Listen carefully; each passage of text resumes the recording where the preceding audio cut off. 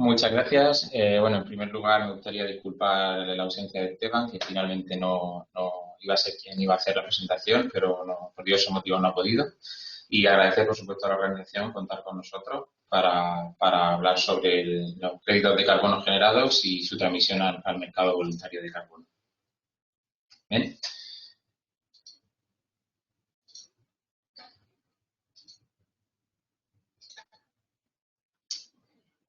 Bien, la presentación va a consistir en 6 bloques. En un primer bloque explicando qué se considera un sumidero de carbono y cuáles han sido los seleccionados dentro del marco del proyecto para considerarse como mitigadores de cambio climático.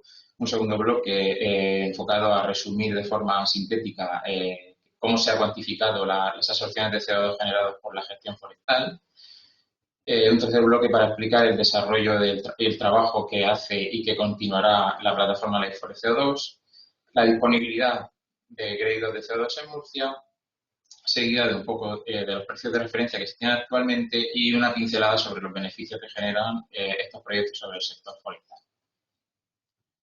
En cuanto a los sumideros de carbono, como bien comentaba antes Miguel, ¿qué se considera un sumidero de carbono? Pues cualquier proceso, actividad o mecanismo que absorbe de la atmósfera un gas de efecto invernadero, un aerosol o un precursor de gas de efecto invernadero. En el sector del uso de la tierra y el sector forestal son 4 los tipos de sumideros de carbono que se consideran. Deforestación evitada, es decir, evitar pérdida de masa forestales. Proyectos de agrosilvicultura, es decir, proyectos combinados de tierras agrarias y forestales. Plantaciones, que son los proyectos que más tenemos en la mente cuando se dice que se secuestra carbono, es decir, plantar árboles para secuestrar el CO2 de la atmósfera. Y finalmente, proyectos de gestión forestal. En el marco del proyecto Life for CO2, de estas tipologías han sido 2 los que hemos utilizado para el sumidero de carbono.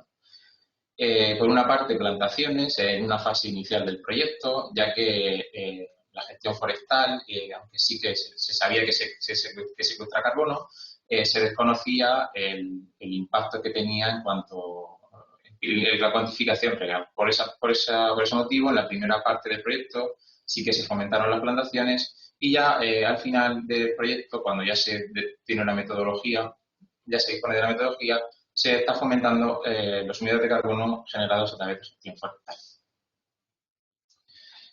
Vale, la gestión forestal puede ser contradictorio que una actuación que implica cortar árboles, ¿cómo puede secuestrar carbono?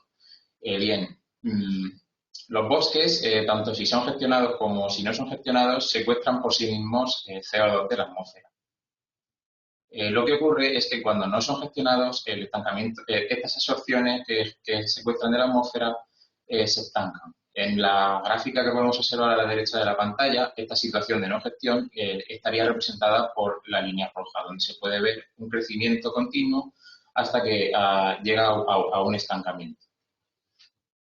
¿Qué ocurre con la gestión? Bien, pues cuando esta gestión se realiza con criterios de sostenibilidad y enfocada a mejorar el secuestro de carbono, se enfoca a una mayor producción de biomasa forestal. Al eliminar competencia, los árboles se considera que se van a hacer más fuertes y más resistentes y menos vulnerables a posibles efectos contrarios. Además, se favorece también la descomposición de los residuos vegetales para que ese carbono se aporte al suelo, o se planifica el destino de los productos para bioenergía o productos de madera que van a mantenerse a largo plazo, se secuestra carbono. En este caso, se producen nuevas absorciones de CO2 en comparativa a las que se producirían sin esta gestión. Es lo que se representa en la gráfica con la línea azul. En las bajadas que se representan son los momentos en los que se realizan las cortas de los árboles, pero se puede ver que a largo plazo, a lo largo del turno de gestión, acabaría secuestrando más carbono del que lo haría sin gestión forestal. Por este motivo, la gestión forestal se puede considerar como un sumidero de carbono en algunos casos. Vale. Esta cuantificación, ¿cómo la hemos realizado desde el proyecto Life for CO2? Bien, el punto clave ha sido seleccionar áreas donde había zonas tratadas o gestionadas y zonas no tratadas o no gestionadas. Esto se ha repetido en diversos puntos de la península ibérica y Francia, ya que, como podéis ver, la situación en la que hablábamos antes, a la derecha, muestra una parcela no gestionada donde los árboles son muy vulnerables, hay mucha masa, mucho combustible, hay muchísima vulnerabilidad frente a un incendio, frente a posibles plagas y efectos meteorológicos adversos. Y a la izquierda podemos observar la zona que sí que se ha tratado, donde los árboles tienen un mejor crecimiento, menor competencia y son más robustos para aguantar posibles problemas que puedan tener en el futuro. En cada una de estas parcelas se han tomado una serie de datos que se corresponden con los diversos almacenes de carbono forestal del bosque. Por una parte, se ha tomado la biomasa viva aérea, que es el tronco, las ramas, las hojas, la biomasa viva subterránea, es decir, lo que configurarían las raíces, la interfaz entre suelo y aire, que estaría configurada por el detritus y la materia muerta sobre el suelo, así como los primeros perfiles del suelo que albergan el carbono orgánico. También se ha tenido en cuenta el destino de los productos madereros una vez se realizan las actuaciones de gestión. Esta metodología se ha realizado para dos especies. En primer lugar, para Pinus alepensis, que es el más común en la región de Murcia y el entorno mediterráneo, y para Pino pinastre.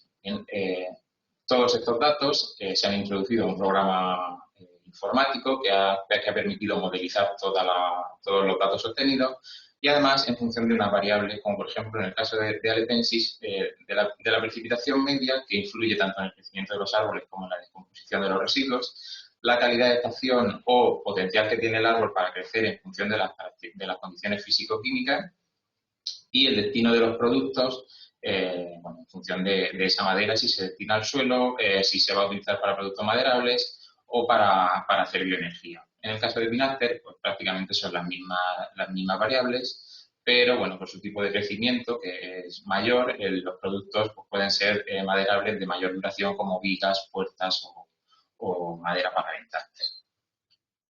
Bien. Con todos estos datos, lo que se ha logrado ha sido sintetizar de forma que se facilite a los gestores y propietarios forestales cuánto CO2 se secuestra por hectárea.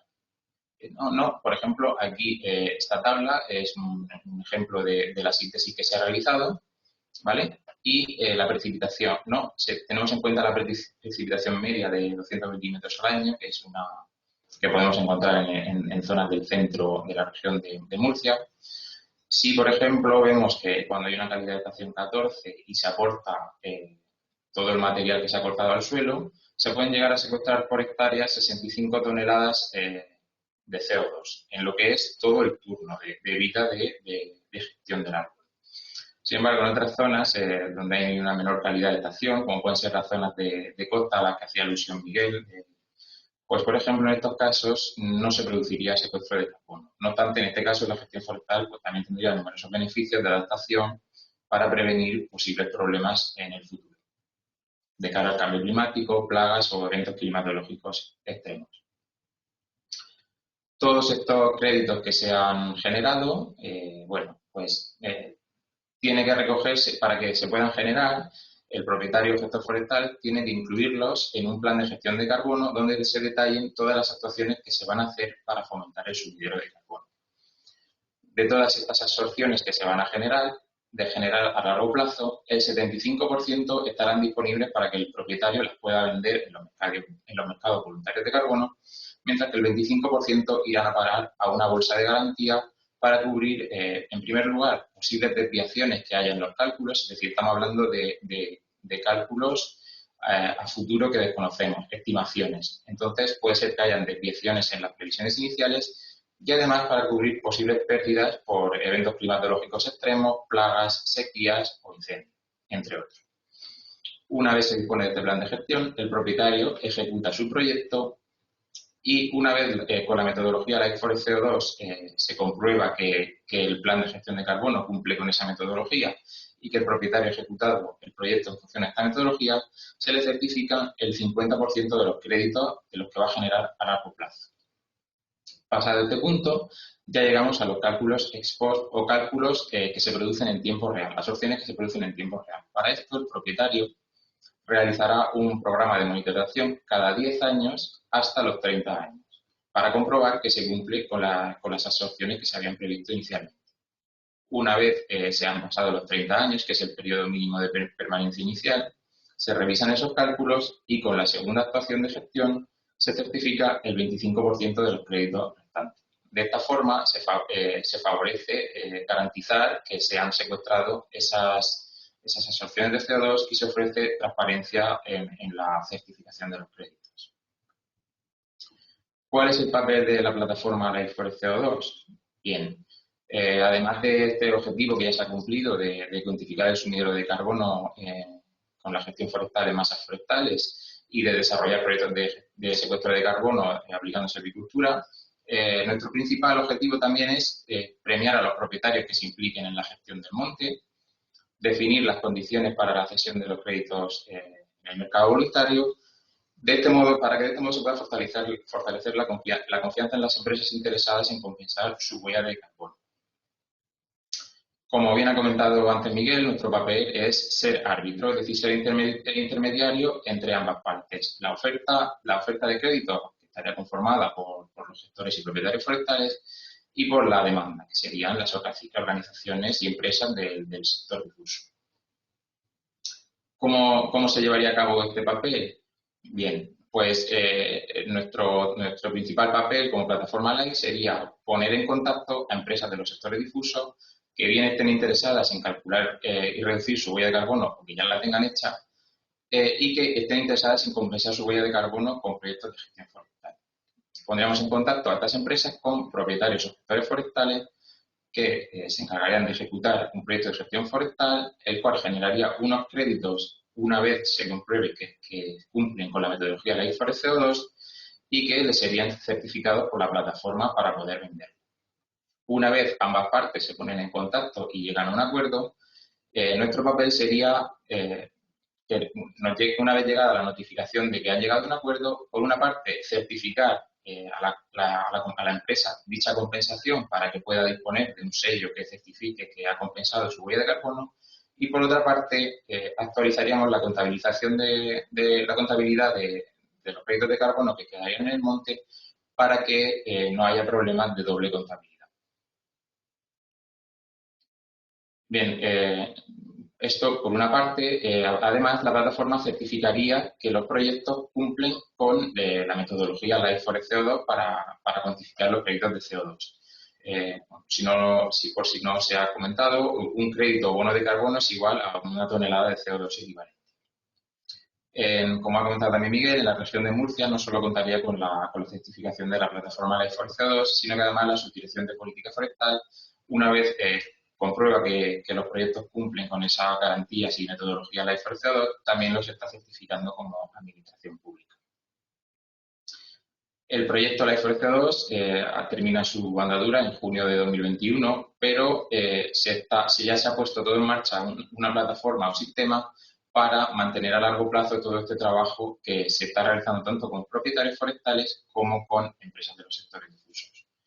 El trabajo que se realizará una vez finalice el proyecto pues será seguir certificando a empresas que compensen su huella de carbono con proyectos de gestión forestal, avalar a todos aquellos propietarios que incluyan en su metodología, en sus planes de ordenación, la metodología de CO2 para cuantificar los créditos de CO2, así como actualizar de forma anual la contabilidad del monte para evitar que haya problemas de doble contabilidad y se puedan vender más créditos o menos de los que tienen disponibles. En cuanto a los créditos que tenemos disponibles desde la plataforma Life for CO2, bueno, hemos hablado de gestión forestal, hemos explicado lo que es gestión forestal, pero nos gustaría entrar un poco en detallar qué tipología de proyectos se ha incluido dentro de los proyectos Life for CO2. Bien, el modelo ha sido prácticamente idéntico en los proyectos realizados en la región de Murcia y han sido consistentes en unas cortas, es decir, claras o clareos, en función de si ha habido previamente incendios o el destino final de los productos. Es decir, sería eliminar los árboles, por decirlo de alguna forma, más débiles para potenciar el crecimiento y la estructura de la masa forestal con los más fuertes, seguidas de unas podas para eliminar la continuidad vertical, es decir, eliminar el combustible de la masa forestal para así prevenir riesgo de incendios y favorecer que entre la luz al suelo. Y finalmente una gestión de residuos que ha consistido en aportar al suelo las ramas y aquellas partes de menor diámetro y la extracción y acopio de aquellos troncos y ramas de mayor diámetro para su posterior astillado con el uso final de su uso como bioenergía o biomasa. En cuanto a los proyectos realizados desde el Life for CO2, 175 han sido los que se han logrado, de los cuales 112 se han realizado en la región de Murcia y de los cuales 75 son de gestión forestal. Algunos de estos proyectos, aunque se han considerado de gestión forestal, se encontraban en aquella situación de la que hablábamos que tenían beneficios, pero de adaptación al cambio climático y no de mitigación, pues porque sus condiciones no permitían secuestrar carbono.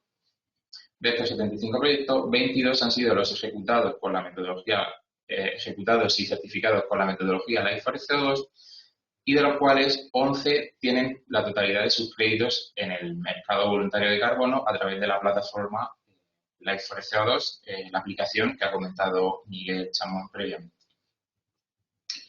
Aquí, bueno, voy a hacer un breve ejemplo de unos proyectos que tenemos ya certificados y con los créditos en el mercado. Por ejemplo, esto es el proyecto tipo, bueno, aparte de las acciones que ya se han comentado, pues entre unas 60 y 80 hectáreas. Este fue uno que se realizó en el término municipal de Moratalla.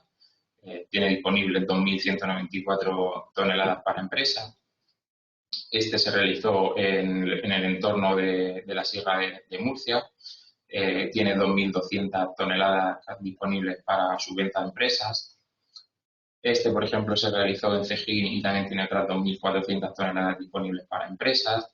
Todos estos proyectos son de pino carrasco, ¿vale? Otro proyecto que se realizó en Moratalla, en este caso se realizaron clareos para una zona previamente incendiada y tiene unos 2.122 créditos para venta a empresas. Otro proyecto también en Moratalla que tiene unas 2.525 toneladas de CO2 disponibles para empresas. Y finalmente otro proyecto también en el término municipal de Moratalla que tiene disponibles en torno a unas 1.800, 2.000 toneladas para venta.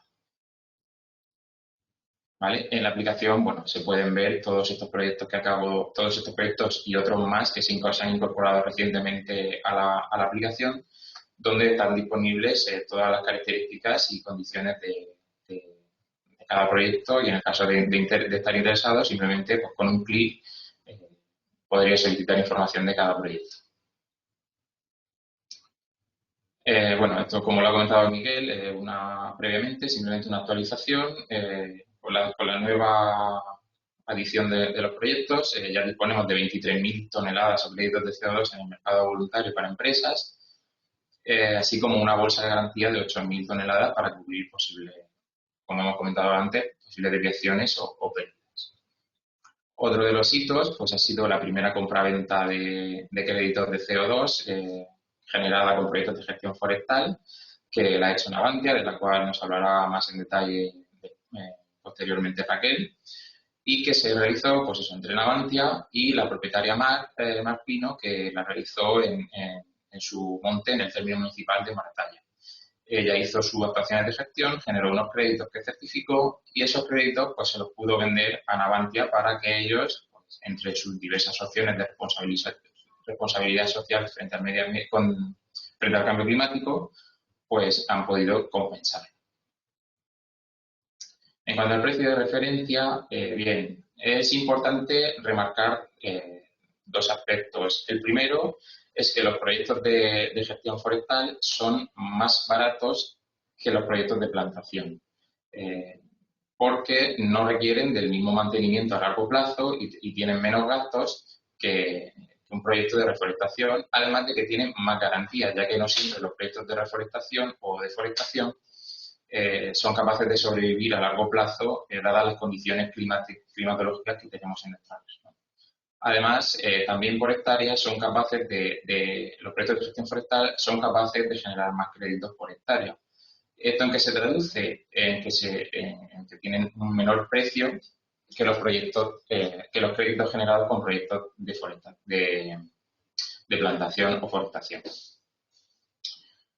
En cuanto al mercado de los créditos de carbono con gestión forestal, nosotros estamos en el mercado voluntario. ¿Y esto qué quiere decir? Que el precio no está regulado, el precio lo pone cada propietario. Es un aspecto en el que el proyecto no entra, simplemente el precio lo establecería el propietario, pero estableciendo la referencia del mercado regulado, es decir, la evolución del precio del crédito, como se puede observar, ha sido creciente durante todo el 2020. Como punto para que veáis el interés que tiene todo este aspecto, el tema de la mitigación del cambio climático y el impacto de los compromisos de Europa en el clima, esta gráfica se actualizó hace unas 2 semanas y el precio era de unos 31,64 euros. Esta mañana el precio del mercado regulado se encuentra a unos 52 euros, alcanzando máximos históricos. En cuanto a los beneficios, pues bueno, una simple pincelada, porque nos va a hablar con mayor detalle Francisco Carreño a continuación. Bueno, por supuesto, la gestión forestal tiene unos beneficios ambientales y socioeconómicos enormes, de los que nos beneficiamos tanto los que vivimos en la ciudad como los que vivimos en el medio rural. Nos mejora la calidad del aire, generamos actuaciones de mitigación del cambio climático, se genera nada más protección de los suelos y disminución de la erosión. Se regula y abastece el suministro hídrico a los entornos donde hay masas forestales con gestión de calidad, se favorece la conservación de la biodiversidad, se favorece la prevención de catástrofes, la protección de asentamientos y bienes culturales, así como de conservación del patrimonio cultural ligado al medio forestal, y así como mejorar y desarrollar el empleo en el medio rural y fijar la población al medio rural cada vez más despoblado. Sin más, muchas gracias por vuestra atención.